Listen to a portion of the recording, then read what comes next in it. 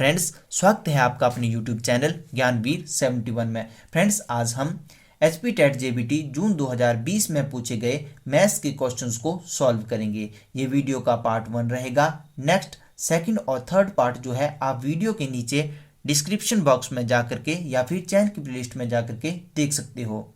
Friends, channel को subscribe करना ना भूलें। और फ्रेंड्स, जो भी पहली बार वीडियो को देख रहा है वह चैनल को सब्सक्राइब कर ले तथा बेल आइकन को प्रेस कर ले ताकि वीडियो की नोटिफिकेशन जो है वो आपको टाइम टू टाइम मिल सके। और फ्रेंड्स, अगर आप इन नोट्स को परचेज करना चाहते हो तब भी आप कमेंट बॉक्स के माध्यम से हमें बता सकते हो। फ्रेंड्स, चलिए स्टार्ट करते हैं क्वेश्चन नंबर 91 से। निम्न में से किसका अधिकतम मान है? विच of the flowing has largest value? Friends, ये जो ऑप्शन दिए गए हैं इनको हम पहले सिंपल फॉर्म में लिखेंगे, मतलब इनको सॉल्व करेंगे। ठीक है, फिर इनमें से देखेंगे कि किसकी जो है वो लार्जेस्ट वैल्यू है। ठीक है, तो ऑप्शन ए देखते हैं।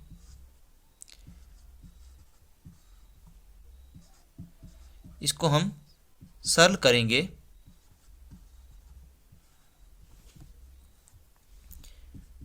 फाइव अपॉन, मतलब दशमलव हटाया हमने तो दशमलव के नीचे 1 और आगे 2 0, और इसको कैसे लिखेंगे 32 और गुणे में ये जो है ऊपर चला जाएगा 100 अपॉन 5। इसको काट दीजिए, 5 दूने 10 0, और कितना आ जाएगा फिर 32 इंटू में 20, 0 2 दूने 4 2 3 6, 640। ऑप्शन बी को देखते हैं। ऑप्शन बी क्या है? 0.320, नीचे क्या है 50। इसको जब हम सॉल्व करेंगे तो क्या बन जाएगा 320, और दशमलव को हटाते हैं तो इसका 1, और आगे कितनी संख्याएं हैं 3, तो 3 0, और बटे में कितना है 50। तो इसको कैसे लिखेंगे? गुना, और यहाँ पर नीचे कुछ नहीं तो 1 लगा लेंगे, ये ऊपर जाके गुना हो जाएगा 300 बटे ये कितना है 1000, और फिर ये ऊपर चला जाएगा तो गुणे में 1/50। ठीक है, तो अब जो इसको लिखेंगे तो क्या बन जाएगा हमारे पास? ये बन जाएगा 320, 320 अपॉन में 4 4 0 और 5, 0 से 0 कट होगी तो कितना आ गया 300। ये 320 नहीं, ये तो 0 हमने काट दी है, तो 32 अपॉन 5000। तो इसको और कैसे लिख सकते हैं? ये बन जाएगा फिर, ये बन जाएगा 0.0064। ये क्या बनेगा, इधर लिख देता हूँ 0.0064। ठीक है, अब ऑप्शन सी की तरफ चलेंगे। ऑप्शन सी क्या है हमारे पास? ये है 3.2 और बटे में क्या है 0.05। इसको सॉल्व करेंगे तो 32 अपॉन दशमलव का लगा, दशमलव को उठाया तो 10 आ गया, और यहाँ 5 और दशमलव उठाया तो कितना आ गया 100। 32 बटे में 10 गुणा 100 और 5, 0 से 0, 5 दूने 10, 2 दूने 4, 3 दूने 6, 64। और ऑप्शन डी देखेंगे हम। ऑप्शन डी कितना है हमारे पास? ऑप्शन डी 3.2 अपॉन में 15, तो कितना आ जाएगा? यह जाएगा 32 और दशमलव हटाए तो 10, और बटे में कितना है 50, और इसके नीचे कुछ नहीं है तो 1 लगा लेते हैं, तो क्या आ जाएगा 32 बटे में 10, और इसमें गुणा में ये ऊपर चला जाएगा 50 नीचे, कितना आ गया 32 और बटे में 500। तो जब इसको सॉल्व करेंगे तो कितना आ जाएगा? यह आ जाएगा हमारे पास 0.064। तो इन सभी ऑप्शंस में आप बताइए कि कौन सी बड़ी वैल्यू होगी। ये देखो, ये 640 है, यहाँ पर ये तो 1 से भी छोटा हो गया। ठीक है, इससे अगला ऑप्शन रहेगा ये 64 है, इससे अगला ऑप्शन देखेंगे वो रहेगा 0.064, ये भी 1 से छोटा है। तो हमारे पास जो राइट आंसर रहेगा वो रहेगा ऑप्शन ए। और यहाँ पर देखिए, यहाँ पर भी ऑप्शन ए। तो निम्न में से किसका अधिकतम मान है? तो इसके लिए जो राइट आंसर रहेगा वो रहेगा option A. Friends, question number 92 जो है वो रहेगा, interest on 12,000 at the rate of 10% पर एनएम फॉर 1 मंथ इज, मतलब 12,000 रुपए के ऊपर 10% वार्षिक दर से एक महीने का ब्याज होगा। तो इसके लिए जो फॉर्मूला रहेगा वो रहेगा simple interest is equal to principal into rate into time upon में 100, और साधारण ब्याज इज इक्वल टू मूलधन गुणा दर गुणा समय अपॉन में 100। अब देखिए हमारे पास क्या क्या दे रखा है। मूलधन देखिए, जो हमारे पास मूल जो टोटल जो है वो रुपए कितने दे रखे हैं, वो दे रखे हैं 12,000। तो मूलधन क्या दे रखा है 12,000। 12,000 रुपए के ऊपर 10% और दर कितना है 10%। मूलधन गुणा दर गुणा समय। समय देखिए हमारे पास क्या दे रखा है 1 महीना, ठीक है, लेकिन जो है हम जो है वो समय यहाँ पर साल में लेते हैं। तो देखिए हम यहाँ पर क्या करेंगे, 1 बटे क्या लिखेंगे 1/12, ठीक है, और अपॉन में 100। ये कैसे आया अभी मैं बताता हूँ कैसे आया। ये देखिए ये कैसे लिखना था हमने, यहाँ पर समय की जगह ये लिखना था 1/12, यही 12 फिर नीचे चला गया तो क्या लिखा जाएगा, यहाँ पर 1 रह गया और यहाँ पर गुणे में 12 हो गया। समझाया? हाँ, अभी कन्फ्यूज़न हो रहा होगा कि ये 1/12 कैसे आया है, ठीक है, तो ये भी देख लीजिए। देखिए हमें यहाँ पर जो यहाँ पर दे रखा है समय ना, वो हमें साल में ही लेना है, ठीक है। अब हमें भी पता है कि एक साल में कितने महीने होते हैं, ठीक है, एक साल में 12 महीने होते हैं, ठीक है। और अब महीने को साल में कन्वर्ट करेंगे तो एक महीना किसके बराबर होगा, ये 12 इधर आ जाएगा तो 1/12 साल, मतलब एक महीना। तो ये हमने यहाँ पर हमें क्या दे रखा है, ठीक है, एक महीने का ब्याज क्या होगा, मतलब एक महीने का ब्याज है ना। तो हमने पहले कैसे लिखना था, जैसे ये लिख लिया गुणा 10 गुणा 1 महीने का ब्याज अपॉन में 100, ठीक है। अब इसी की जगह हमने क्या लिखा, फिर ये लिख दिया गुणा 10 गुणा, और एक महीने की जगह क्या लिख दिया हमने 1/12 अपॉन में 100। फिर भी अगर किसी को समझ नहीं आए तो आप बोल दीजिएगा गुणा 10 गुणा 1 और बटे में 100, और ये 12 जो है वो नीचे इस प्रकार आ गया, ठीक है। अब तो आपको समझ में आ गया होगा। अब क्या करेंगे, 2 जीरो से 2 जीरो उड़ा दी, 12 से 12 गए, कितना आ गया 10। 10 को यहाँ गुणा करेंगे तो कितना आ गया 100 रुपये, ठीक है। तो अब देखिए 12,000 रुपये के ऊपर 10% वार्षिक दर से एक महीने का ब्याज होगा, तो कितना ब्याज होगा, ऑप्शन बी 100। तो कितना होगा 100। फ्रेंड्स, आशा करता हूँ कि ये वाला क्वेश्चन जो है वो आपको समझ आ गया होगा। देखिए हम जो है यहाँ पर समय जो है, यहाँ पर जो है हमें क्या दे रखा था 1 महीना, ठीक है, ये दे रखा था, और हमें जो है समय किस में लेना होता है साल में। तो इस महीने को साल के हिसाब से कन्वर्ट किया तो मतलब एक महीने में कितना 1/12 साल, ठीक है। इस हिसाब से यहाँ पर रखा इसकी वैल्यू और काट करके फिर ये वाला आंसर आ गया। आशा करता हूँ कि आपको समझ में आ गया होगा। ऐसा फ्रेंड्स आपको किसी ने नहीं, इतना डीपली जो है आपको किसी ने नहीं बताया होगा, इतना तो मेरे को पता है। फ्रेंड्स, क्वेश्चन नंबर 93 जो है वो रहेगा, एक फल विक्रेता 20 kg सेब जो है वो 50 रुपये प्रति किलो के हिसाब से खरीदता है। इनमें से 5% सेब जो हैं वो सड़े हुए होते हैं तथा शेष सेबों को 60 रुपये प्रति किलो के हिसाब से बेच देता है, तो उसका लाभ कितने प्रतिशत है। तो एक फल विक्रेता जो है वो 20 किलो सेब जो है वो 50 रुपये प्रति किलो, ठीक है, मतलब 1 किलो सेब जो है वो कितने रुपए के होंगे 50 रुपये के। तो 20 किलो सेब जो है वो कितने के होंगे, आएगा 0 0 5 दूने 10, 1,000 रुपये के। तो एक फल विक्रेता जो है वो 20 किलो सेब जो है वो 50 रुपये प्रति किलो के हिसाब से खरीदता है। तो उसने कितने कितने रुपए के सेब खरीदे होंगे? 1000 रुपये के सेब जो है वो खरीदता है। इनमें से 5% सेब जो है सड़े हुए होते हैं। तो किन में से? ये जो 20 किलो सेब लिए ना, ठीक है, इनमें से कितने? 5% सेब जो है सड़े हुए होते हैं। तो 20 का 5% जो है वो क्या होता है?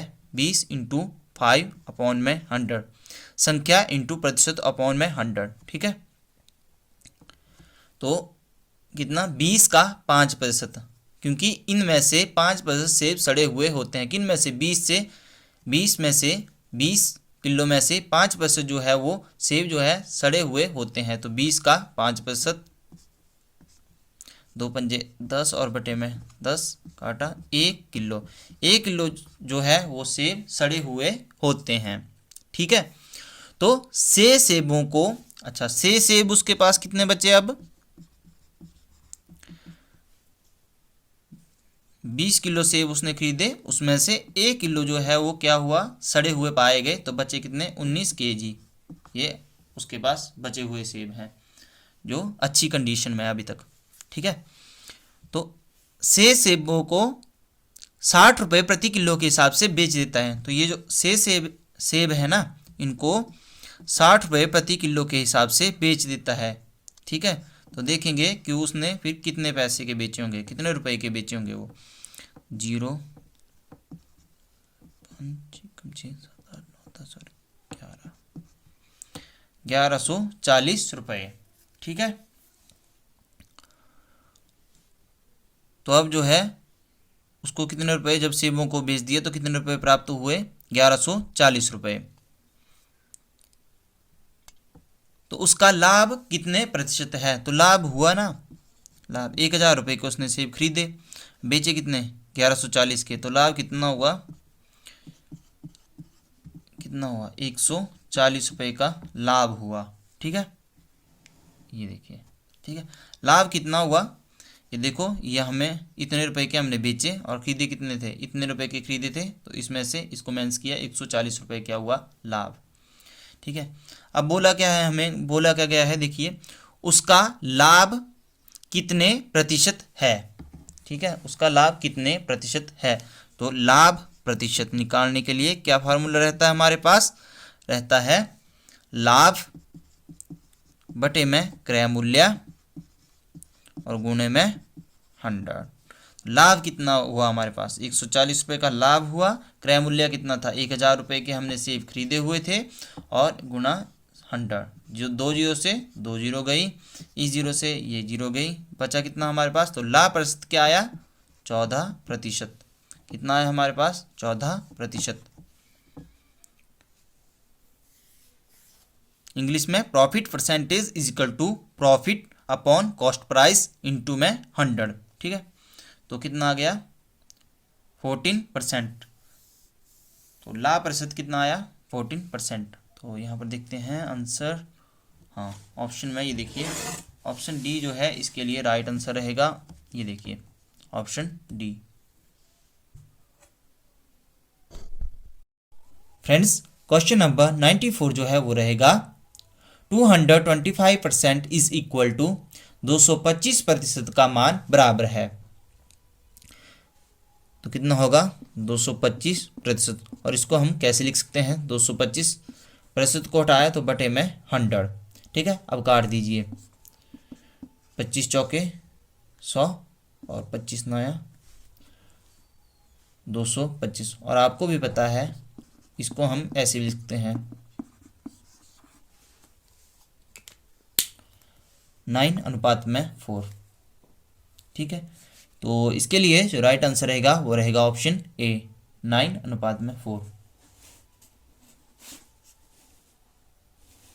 अच्छा जी, क्वेश्चन नंबर 95 जो है अब हम इसको देख लेते हैं। फ्रेंड्स, थोड़ा बहुत जो है वो पहाड़ी का टच भी आता रहता है बीच बीच में, चलो वो तो आएगा ही, इसमें क्या बात बड़ी बात होगी, थोड़ा बहुत आता है। चलो क्वेश्चन नंबर 95 जो है वो देख लेते हैं। क्या बोलता है क्वेश्चन नंबर 95 में? A car covers a distance of 120 kilometre in 4 hour. How much speed of a car should be increase to cover the same distance in 3 hour. क्या बोला गया है, एक कार जो है वो 120 किलोमीटर की दूरी 4 घंटे में तय करती है। उस कार की गति, मतलब इसी कार की गति कितनी बढ़ाई जाए कि वह उसी दूरी को 3 घंटे में तय करे। ठीक है फ्रेंड्स, आपने याद रखना है। तो इसके लिए फॉर्मूला जो है वो क्या लगेगा, दूरी इज इक्वल टू चाल गुणे में समय और distance is equal to speed into time. ठीक है, हिंदी में इंग्लिश में दोनों में लिख दिया। ठीक है, अब हमारे पास क्या देखा है, हमने क्या निकालना है, तो वह उसी दूरी को मतलब स्पीड निकालनी है। ठीक है, देखिए आप पहले एक कार जो है 120 किलोमीटर की दूरी जो है वो 4 घंटे में तय करती है। देखिए स्पीड कैसे निकलेगी, यहाँ पर आपको यहाँ पर भी कन्फ्यूज़न होगा ना। तो ये देखिए स्पीड जो है ना, इसको देखिए यहाँ पर ऐसे है, distance is equal to speed और इनटू में टाइम। ठीक है, आपको कोई भी डाउट जो है वो बचना नहीं चाहिए। स्पीड को हमने यही रहने दिया, टाइम को इधर ले आए तो क्या आ गया, डिस्टेंस और अपॉन में क्या आ गया, टाइम और इधर स्पीड। ठीक है, सेम इसमें भी आप अप्लाई कर सकते हैं, यही है। ठीक है, अब क्या होगा, अब इसको और कैसे लिख सकते हैं, speed is equal to distance upon में टाइम। कोई दिक्कत नहीं आनी चाहिए। ठीक है, अब देखते हैं ये हमारे पास फॉर्मूला क्या बना, ये मैं लिख दूंगा आगे। ठीक है, तो डायरेक्टली लिख दूंगा ना। चलो भाई साफ हो गया, तो चल हट जा। तो क्या आएगा, speed is equal to distance over में टाइम। ठीक है, तो डिस्टेंस क्या दे रखा है, ठीक है ये देखो, एक कार जो है 120 किलोमीटर की दूरी, डिस्टेंस कितना दे रखा है, 120 किलोमीटर। एक कार जो है 120 किलोमीटर की दूरी 4 घंटे में तय करती है। तो समय क्या दे रखा है, 4 घंटे, 4 आवर। ठीक है, अब इसको काटेंगे, कितना आएगा, 4 तियां 12 और 30 किलोमीटर पर आवर। ठीक है, अब जो है उस कार की गति कितनी बढ़ाई जाए कि वह उसी दूरी को 3 घंटे में तय करें। ठीक है, तो अब देखिए हमारे पास अगले स्टेप में क्या दे रखा है, स्पीड निकालनी है और अब दूरी जो है वो तो सेम है, डिस्टेंस जो है वो तो हमारे पास सेम है, कितना है, 120 किलोमीटर। ठीक है, अब क्या बोला गया है कि उस कार की गति कितनी बढ़ाई जाए कि वह उसी दूरी वही रहेगी, उसी दूरी को 3 घंटे में तय करे। लेकिन अब जो है टाइम चेंज हो गया, टाइम की जगह हमने कितना कर दिया, 3 आवर। ठीक है, काटिए, 3 चौके 12, 40 किलोमीटर पर आवर। ठीक है, तो फ्रेंड्स देखिए, अगर ये जो है ये दूरी अगर हमें 3 घंटे में तय करनी होगी तो हमें स्पीड जो है वो क्या चाहिए, 40 किलोमीटर पर आवर की स्पीड चाहिए। तो देखिए पहली बार देखें, एक कार जब 120 किलोमीटर की दूरी 4 घंटे में तय करती है तो उसकी स्पीड क्या रहती है, 30 किलोमीटर पर आवर। जब उस कार की गति कितनी बढ़ाई जाए कि वह उसी दूरी को 3 घंटे में तय करे, तो कितनी, 40 किलोमीटर। अगर हम 40 किलोमीटर पर आवर की स्पीड से चले तो इसी दूरी को हम जो है वो 3 घंटे में जो है वो तय कर देंगे। ठीक है, तो कितने बढ़ाई हमने स्पीड, 30 की स्पीड थी ना, तो 30 से 40 को के लिए कितनी स्पीड बढ़ाई हमने, 10 किलोमीटर पर आवर। ठीक है, आशा करता हूं कि आपको समझ जो है वो आ गया होगा। ठीक है, पहले हमने इस वाले केस में स्पीड निकाली, फिर इस वाले केस में स्पीड निकाली। ठीक है, जब हम स्पीड को यहाँ देखते हैं, ठीक है, ऊपर वाले इस केस में जब हम जो है 120 किलोमीटर की दूरी जो है वो 4 घंटे में तय करते हैं तो हमारी स्पीड क्या होती है, फिर 30 किलोमीटर पर आवर की स्पीड होगी। और जब हम इसी दूरी को जो है वो 3 घंटे में तय करेंगे, मतलब कम समय में तय करने के लिए हमें क्या करना पड़ेगा, स्पीड को बढ़ाना पड़ेगा। तो हमने स्पीड को कितना बढ़ाया, 30 से हमने स्पीड को कितना किया, 40, तो कितना बढ़ा है स्पीड, 10 किलोमीटर पर आवर। ठीक है, इतनी स्पीड जो है वो बढ़ी हुई है। ये देखिए आंसर रहेगा ऑप्शन ए। आशा करता हूँ फ्रेंड आपको जो है वो समझ आ गया होगा। फ्रेंड्स अगला क्वेश्चन जो है वो देखते हैं। If LCM and HCF of two numbers is 280 and 14 respectively, if one number is 70 then other number. यदि दो संख्याओं का लसव व भसव क्रमशः 280 तथा 14 है और उनमें से एक संख्या 70 है तो दूसरी संख्या होगी। तो फ्रेंड इसके लिए जो एक फॉर्मूला रहता है वो क्या रहेगा, LCM into HCF is equal to product of two numbers. तो फ्रेंड्स यहाँ पर देखिए, यहाँ पर एलसीएम जो है वो हमारे पास क्या दे रखा है 280 and HCF of two number, and HCF क्या दे रखा है 14 is equal to product of two number और इफ वन नंबर, और इन दो नंबर्स में से एक नंबर को क्या है 70, देन अदर नंबर की जगह हम क्या लिख देते हैं यहाँ पर x।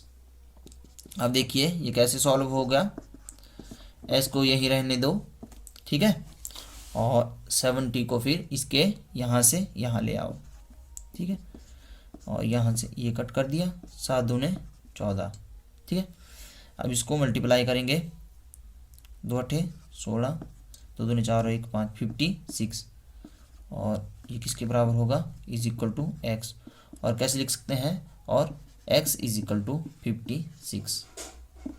हमारे पास जो है वो आंसर कौन सा रहेगा, ऑप्शन डी। ऑप्शन डी जो है वो हमारे पास आंसर रहेगा।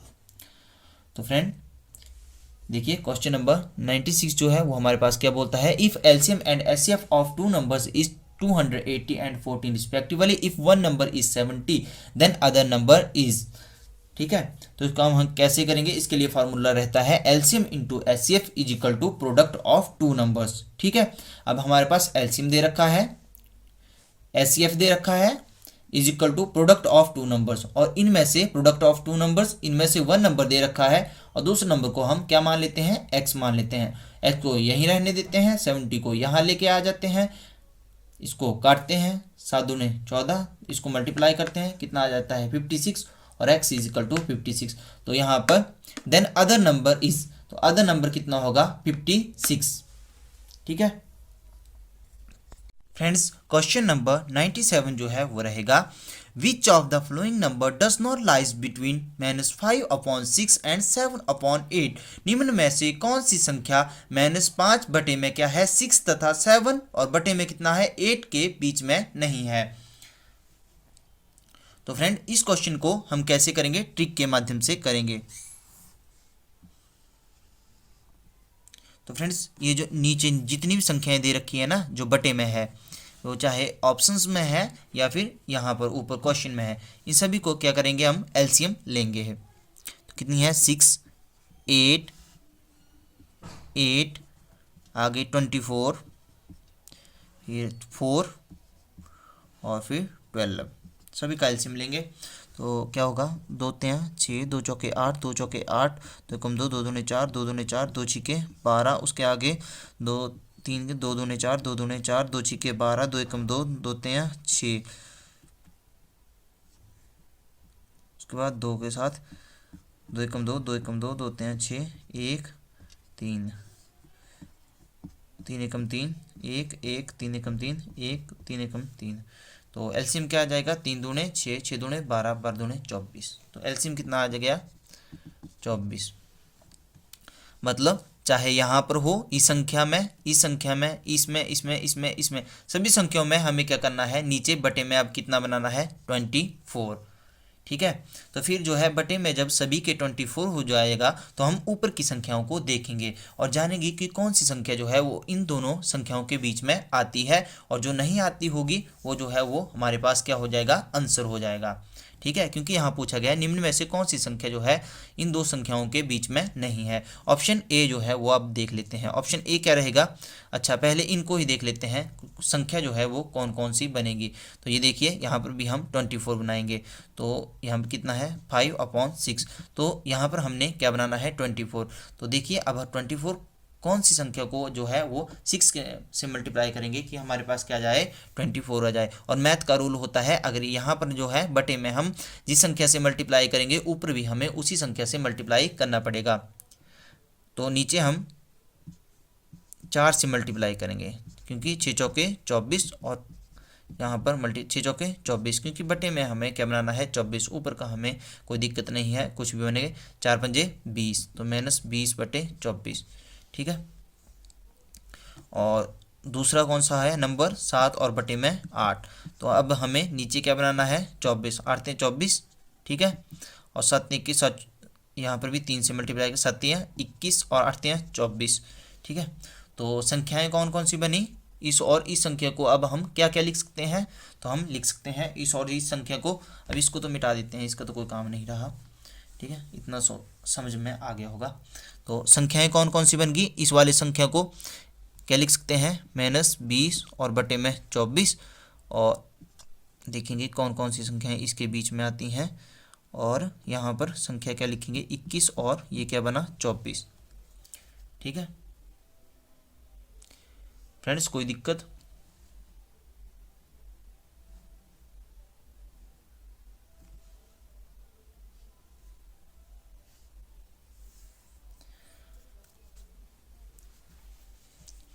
फ्रेंड्स, अगर इसको हम काटते हैं तब भी हमारे पास ये वाला आ जाता है। कैसे?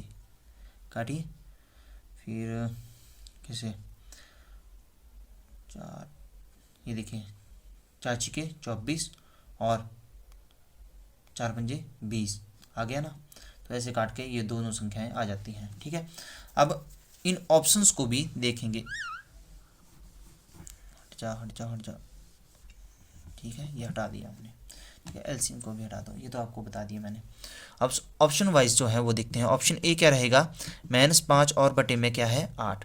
अब नीचे भी हमें क्या बनाना है 24, 8 × 24 गुना 3 करेंगे। यहाँ पर भी हमें किससे करना पड़ेगा 3 से, 5 × 15 और बटे में 8 × 24, ऑप्शन ए। ऑप्शन बी को देखेंगे, -17 में कितना है 24, कोई दिक्कत की बात नहीं है क्योंकि यहाँ पर पहले ही बटे में कितना है 24 है। ऑप्शन सी देखेंगे हम, कितना है -3 और बटे में 4। तो किस संख्या को 4 से मल्टीप्लाई करेंगे कि 24 आ जाएगा। 6 × 18, 6 चौके 24, तो -4 और गुणे में 6, -3, 3 छिके 18 और बटे में 4 छिके 24। और ऑप्शन डी देखेंगे अब हम, ऑप्शन डी रहेगा -3 और बटे में 4, तो 3 और 4 छिके 24, 3 छिके 18, सॉरी 2 बार लिख दिया ना हमने, यही वाला नंबर ऑप्शन डी हमारे पास अलग था। -11/12, तो 12 दूने क्या होता है 24, है ना। तो 12 दूने 24, -11 गुणा, यहाँ पर भी 2 से ही मल्टीप्लाई, 11 दूने 22, तो -22 और 12 दूने 24, ठीक है। तो यहाँ देखिए, यहाँ पर कितना है 24, नीचे 24 24 24 24 24, कोई दिक्कत की बात नहीं है, सभी जगह क्या है 24। अब ऊपर वाली संख्याओं में देखेंगे फ्रेंड्स, आप देखिए अगर यहाँ पर हमने इससे जस्ट पीछे वाला, मतलब इससे जो पीछे वाला नंबर हमने देखना होता है इसी हिसाब से, तो कितना देखेंगे, देखो यहाँ पर हो जाता है -19 और बटे में 24, 24 तो चलता रहेगा, तो कितना हो जाएगा -19, फिर -20, -21, -22, -23, ऐसे इधर को संख्याएं जो है वो नेगेटिव में बढ़ती रहेंगी, ठीक है। अब क्या करेंगे हम, -20, -21, -22, अब देखेंगे तो यहाँ पर कहीं -19 भी होगा, फिर -18 भी होगा, फिर उसके बाद -17, -16, -15, -14, ऐसे होगी ना संख्याएं, तभी तो यहाँ को इस तरफ को बढ़ रही हैं संख्याएं।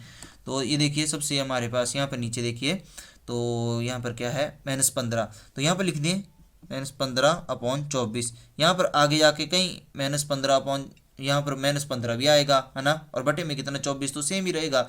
उसके बाद आगे चलते जाएंगे तो -16 भी आएगा। फिर यहाँ पे देखिए, लेकिन हम ऑप्शन वाइज देख रहे हैं ना, तो यहाँ पे क्या है ऑप्शन में -17 भी दे रखा है, तो -17/24 भी आ गया। उससे आगे देखिए तो -18 भी आ गया और 24। तो बट अब देखिए -22 भी क्या बीच में आएगा, इन दो संख्याओं के बीच में क्या आएगा कहीं, तो नहीं आएगा, क्योंकि इससे पीछे यह क्या होगा -18 है, फिर आगे क्या होगा -19, फिर आगे क्या होगा -20, अब आगे -21 -22। तो इन दो संख्याओं के बीच में तो नहीं आया ना -21 और -22, है ना फ्रेंड्स। आपको पता लग रहा है ना कि इससे आगे तो क्या है, फिर यहाँ पे क्या आएगा -21 और बटे में 24 तो चलता ही रहेगा वैसे आगे तक, ठीक है। क्योंकि हमने क्या किया, ये जो डिनोमिनेटर था ना, इसको हमने पहले क्या किया, बराबर किया सभी को, ठीक है। अब हमने ऊपर वाली वैल्यू को देखना, तो यहाँ पर -15 है, तो फिर आगे जाके -16 भी होगा, लेकिन यहाँ पे नहीं दे रखा था ना ऑप्शन में, तो हमने नहीं लिया। तो हमने वही देखना जो संख्याएं ऑप्शन में दे रखी है, ऐसे फालतू का क्यों देखना। तो फिर -15, फिर आगे आएगा -16, फिर -17 तो है हमारे ऑप्शन में दे रखा, फिर -18 भी है, वो भी देख लिया। आगे 15 को ये तो हमने पहले देख लिया है, तो बचा कौन सा -22, तो ये तो नहीं आया ना ऑप्शन में, तो ऑप्शन डी। अब देखिए ऑप्शन डी हमारे पास क्या दे रखा है, -11/12। अब आप बोलेंगे कि ये तो हमें दिखाई नहीं दे रहा ऑप्शन में, तो कैसे दिखाई देगा, तो इसको देखिए काट देंगे तो क्या आ जाएगा, 2 एकम 2, 2 एकम 2 और 2 एकम 2, 2 दूने 4, तो यही तो बच गया हमारे पास ऑप्शन डी, ठीक है, समझ आ गया। और ये वाली संख्याएं अगर हमने देखनी हो तो सभी को काट के लिख सकते हैं हम, 4 छिके 24 और 4 से 4 पंजे 20, है ना, और इसको भी वैसे ही काट के लिख सकते हैं, ठीक है। तो ऐसे जो है हम इस क्वेश्चन को सॉल्व कर सकते हैं। क्वेश्चन नंबर 98 जो है वो क्या दे रखा है, 10 men और 12 women complete one job in 10 days. In how many days 5 men and 6 women together complete the job? 10 आदमी या 12 औरतें एक काम को 10 दिनों में करते हैं, तो 5 आदमी और 6 औरतें इकट्ठे उस काम को कितने दिनों में करेंगे। फ्रेंड देखिए 10 मैन जो है वो एक काम को कितने दिनों में करते हैं, 10 दिनों में करते हैं, और 12 विमेन जो है वो एक काम को कितने दिनों में करती हैं, वो भी 10 दिनों में करती हैं। फ्रेंड्स अब देखिए, क्योंकि अगर हम बात कर रहे हैं यहाँ पर 10 आदमियों की, कि 10 आदमी जो है वो किसी काम को 10 दिनों में करते हैं। अगर एक आदमी को काम करना हो ये सारा काम, ठीक है, जैसे 10 आदमी मिलकर जो है ना 10 दिनों में एक घर बना देते हैं। अब किसी एक ही आदमी को अकेले वो घर बनाना होगा, तो 10 बंदों का उसको काम करना पड़ेगा, ठीक है। तो कितना हो जाएगा फिर, अब इसको इसके साथ मल्टीप्लाई कर देंगे तो कितना है, 10 गुणा 10, तो कितना 100 दिनों में फिर वो काम पूरा होगा। उसी प्रकार अगर एक अकेली औरत को ये वाला, मतलब अगर 12 औरतें हैं ना, एक घर बनाना है उनको, तो वो घर को बना देती हैं 10 दिनों में, ठीक है। उसी प्रकार अगर एक अकेली औरत को वो घर बनाना होगा, तो ये वाला 12 जो है वो किसके साथ, इस वाले 10 के साथ मल्टीप्लाई कर देंगे तो कितना हो जाएगा, 12 120, तो 120 दिनों में जो है ये वाला काम पूरा होगा, ठीक है। अब जो है देखिए, अब हमने यहाँ पर क्या लिखना है, मैन और वीमेन, ठीक है। अब एक मैन और एक वीमेन, ठीक है। एक मैन जो है वो किसी काम को 100 दिनों में करता है, और एक वीमेन है जो है वो किसी काम को 120 दिनों में करती हैं। अब इन दोनों का ले लेना है हमें क्या, एलसीएम, ठीक है फ्रेंड्स। अब जब हम इन दोनों का एलसीएम ले लेते हैं तो कितना आ जाता है, 600, ठीक है। अब जो है ये 100 है ना, ये 600 है, इसको डिवाइड करना है 100 से, तो कितना आ जाएगा 6, और जब हम इसको डिवाइड करेंगे तो कितना आ जाएगा 5। तो फ्रेंड्स ये क्या आया, ये आप इसको मान लीजिए कि हमने 600 क्या बनाना है, 600 क्या बनाना है, बॉक्स बनाना है, ठीक है। लेकिन एक आदमी जो है वो एक दिन में कितना बनाता है, 6 बॉक्स, और एक औरत जो है वो एक दिन में कितनी बनाती है, 5 बॉक्स ही बनाती हैं।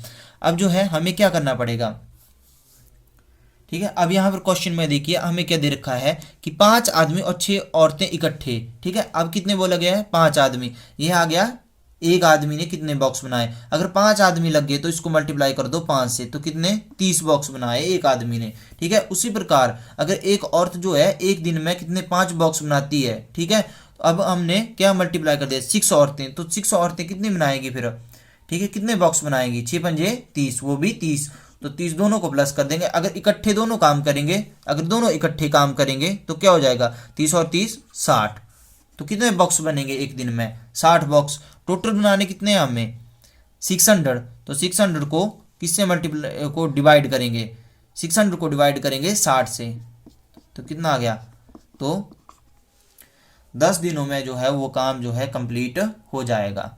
ठीक है फ्रेंड्स, इसके ऊपर जो है मैंने टॉपिक जो है वो डाल रखा है, आप जो है चैन की प्लेलिस्ट में जाकर के देख सकते हैं, जीबीटी मैथ वाले सेक्शन में। और इसके लिए जो है दूसरा जो है मैं ट्रिक वो भी बता देता हूँ आपको।